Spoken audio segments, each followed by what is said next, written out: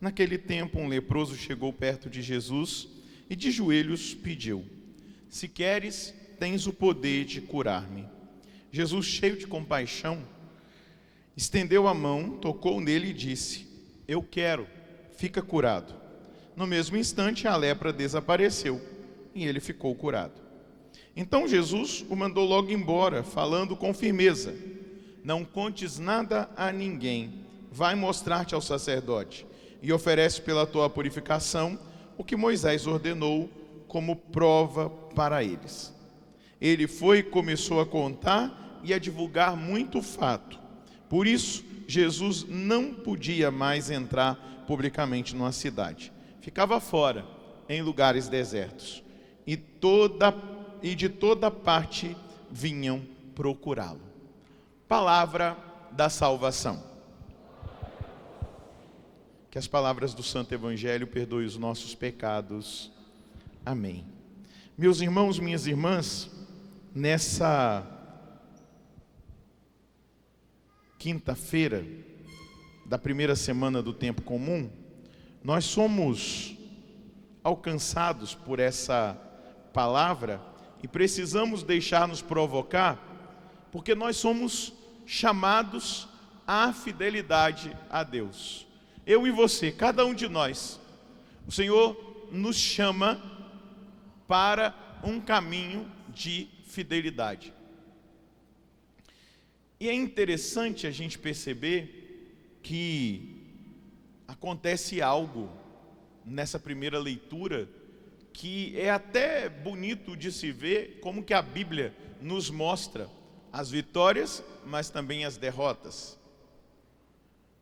Ela nos mostra aquilo que aconteceu na vida do povo de Deus, para que seja para nós um exemplo, um testemunho, para que nós entendamos aquilo que o Senhor quer comunicar a nós no tempo aonde nós estamos. A primeira batalha que o povo de Israel viveu contra os filisteus, eles foram batidos, eles foram derrotados. E aí os anciãos do povo se reuniram e eles fizeram cair a responsabilidade daquela derrota sobre Deus.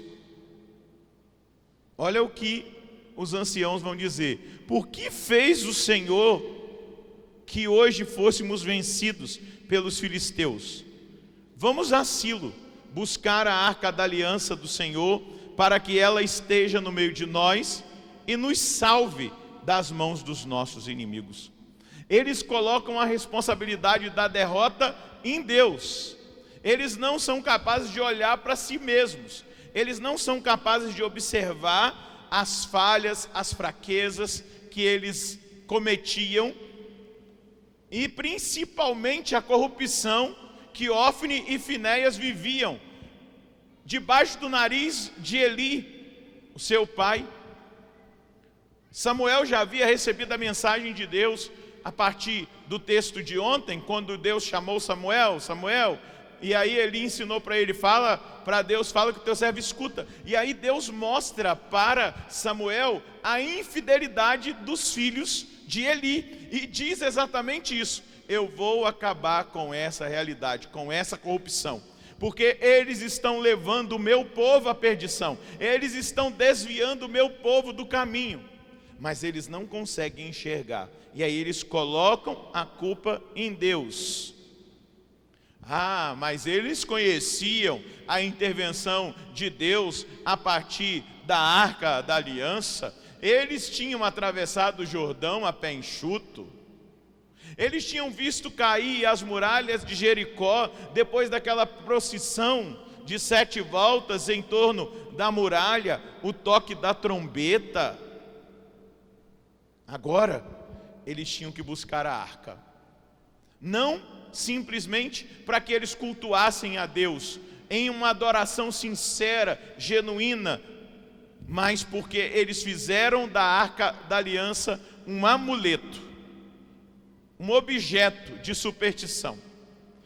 Eles trouxeram a arca, mas eles não estavam em comunhão com a glória de Deus.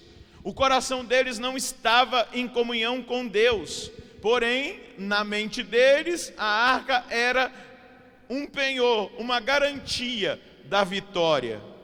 Veja só o que Moisés vai dizer lá no livro dos Números, no capítulo 35, no capítulo 10, versículos de 35 e 36, sobre a arca. Quando a arca da aliança se punha em movimento, Moisés dizia: levanta-te, Senhor, que se dispersem os inimigos e fujam diante de ti os que te odeiam. Quando a arca parava, Moisés dizia: volta, ó Senhor, a imensa multidão de Israel. E aí, quando a arca chegou, nós ouvimos no texto da primeira leitura, eles gritaram, eles fizeram uma grande festa. O grito, a oração, o clamor que eles fizeram foi tão forte que tremeu a terra. E os filisteus colocaram-se em profundo estado de abatimento, porque Deus tinha chegado ao acampamento, mas o acampamento não estava rendido a Deus. Eles não sabiam disso. Eles não sabiam que o coração daqueles homens não estava rendido a Deus. Eles sabiam que havia um barulho, eles conheciam o Deus de Israel, apesar de prestarem culto a falsos deuses. Mas eles ali disseram: sejamos homens, nós possivelmente vamos perder a batalha, mas nós não vamos voltar atrás, nós vamos para a luta. A arca chegou, eles fazem o barulho, Deus chegou no acampamento, os filisteus, os inimigos do povo de Israel, dizem: agora, e agora? Ai de nós! E apesar de tudo isso, os israelitas foram derrotados. Será por quê?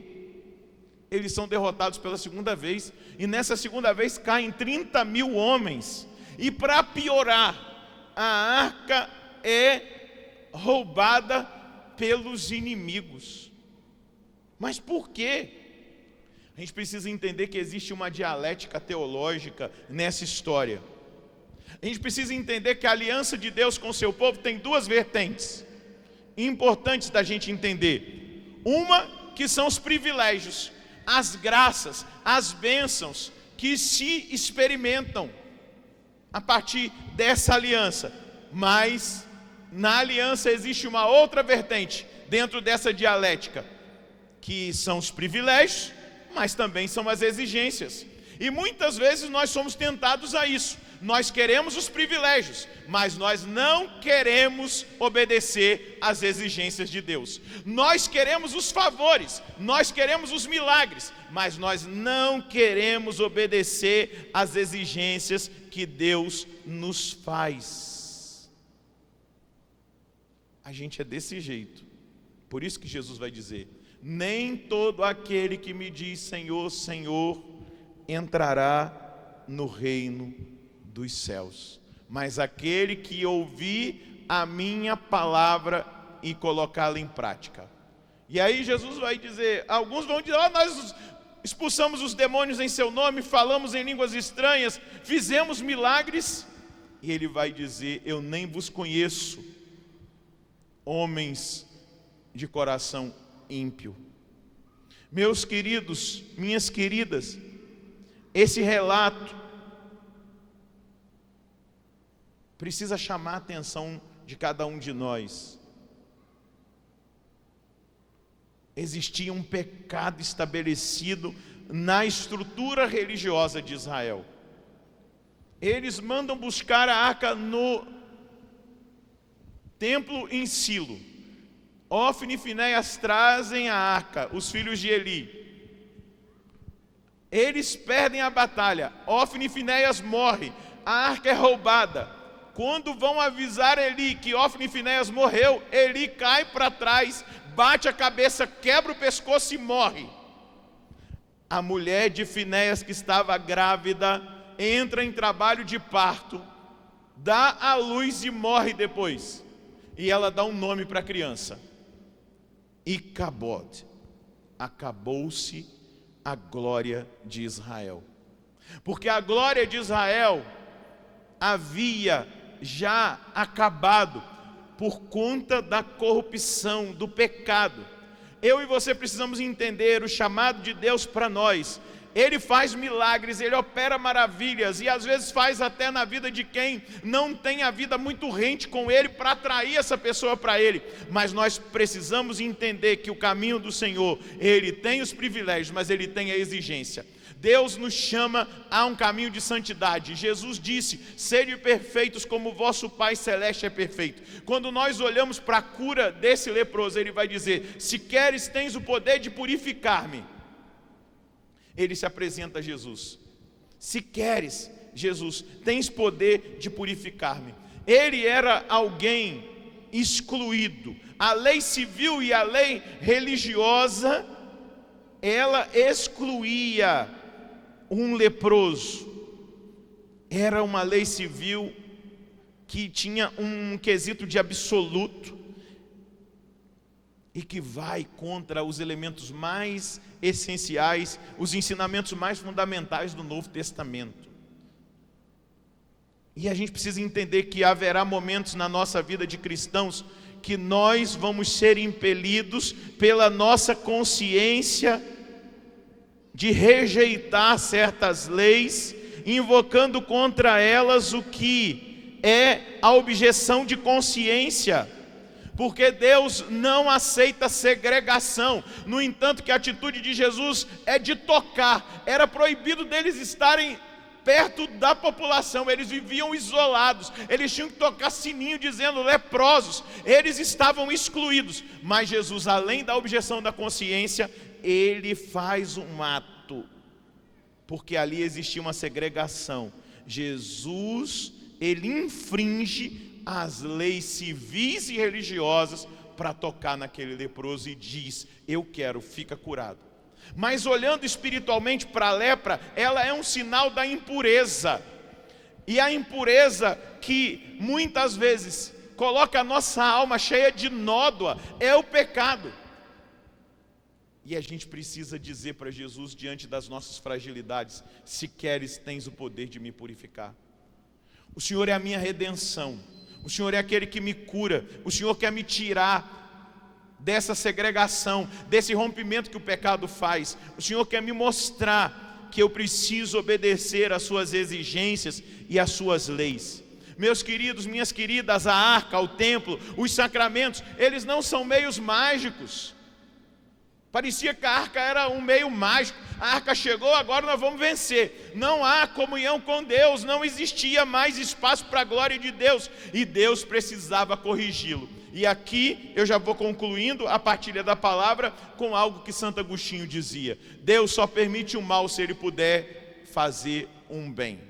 Nunca um mal será permitido por Deus se desse mal Ele não puder tirar um bem. Olha para a história de José do Egito. Olha para a história de Jó, olha para a história das dificuldades que a Sagrada Escritura nos revelam que homens e mulheres passaram, mas eles saíram fortalecidos daquela prova. José foi o salvador dos seus irmãos, foi o provedor dos seus irmãos. Jó vai dizer lá no final, no capítulo 42, Senhor, eu te conhecia somente em palavras, mas agora os meus olhos te veem.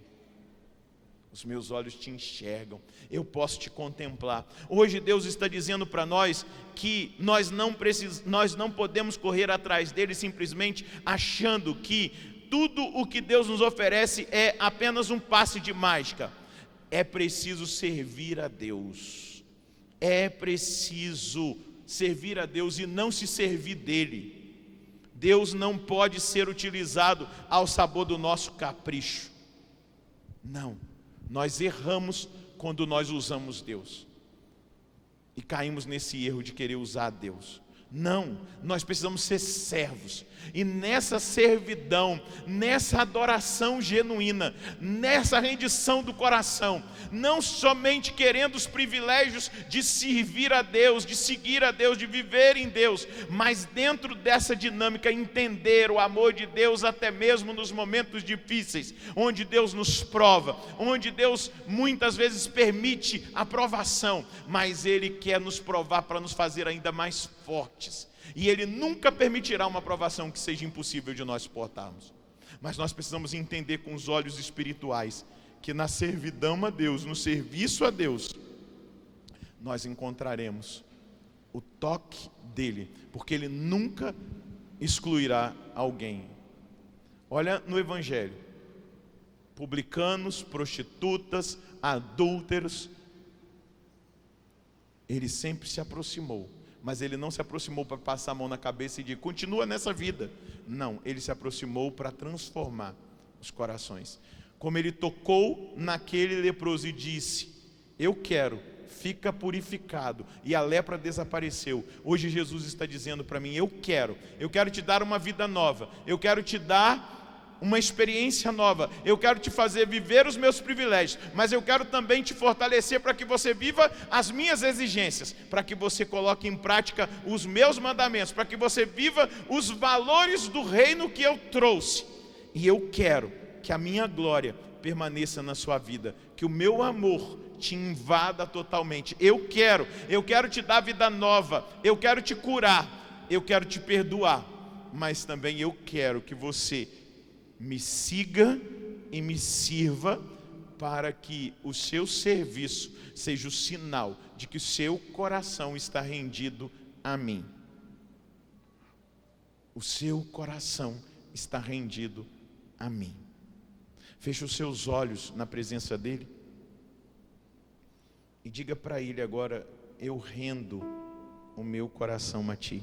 Eu rendo meu coração a Ti. Diga para Ele agora, eu me entrego, eu me Eu me abandono. entrego, Senhor. Eu não me quero abandono. ser como aquele povo que não quero ser conseguia como enxergar aquele um palmo à sua que frente. não conseguia Eu não enxergar. quero ser como não aquele quero povo que não ser reconhecia como aquele o seu pecado, a sua fraqueza. Eu não quero. Senhor. Eu quero reconhecer a minha fraqueza, eu quero reconhecer a minha fragilidade, eu quero reconhecer que muitas vezes eu não correspondi, Conhecer quem eu mas sou. hoje, diante da sua presença, Conhecer a minha ao miséria, reconhecer, Jesus. eu quero acolher as suas exigências, para que quando eu experimentar os seus privilégios, a minha vida esteja de acordo. Eles perderam uma batalha para serem corrigidos, para que fosse purificada toda a impureza, para que fosse purificada toda a corrupção religiosa, para que começasse um novo tempo. Eu te peço, Jesus, nesse tempo comum que nós estamos vivendo, que o Senhor nos permita começar um novo tempo, um tempo de fidelidade, um tempo de purificação, um tempo de rendição, um tempo de vida nova, um tempo de um relacionamento ainda mais profundo com o Senhor, para que toda a lepra seja curada, mas que também nós tenhamos a visão de que nenhuma segregação que no tempo atual tem tentado ser imposta sobre a sociedade, nós podemos permitir, porque o Senhor se aproximou de todos, e todos têm um valor incondicional para o Senhor. Abençoa a decisão de cada um de nós, Senhor, porque nós queremos não usar do Senhor, mas nós queremos servir ao Senhor e experimentar toda a graça que é estar na sua presença, que é ser fiel ao Senhor e que é viver em Ti e para Ti. Eu quero, diz o Senhor agora para você, você que está aqui e para você que está em casa, eu quero, fica purificado, diz o Senhor. Amém. Louvado seja nosso Senhor Jesus Cristo. Para sempre seja louvado. Vamos aplaudir o Senhor que nos fala.